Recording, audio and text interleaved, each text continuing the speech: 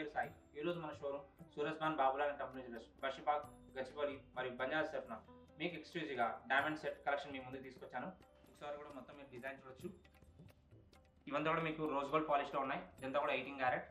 మొత్తం కూడా డైమండ్స్ మన దగ్గర అన్ని కూడా మీకు VVS 1 EF IJ సెట్ పేరుతో ఉంటాయండి. డైమండ్స్ అన్ని కూడా మొత్తం మీకు డిజైన్ పరంగా వెళ్ళొచ్చు.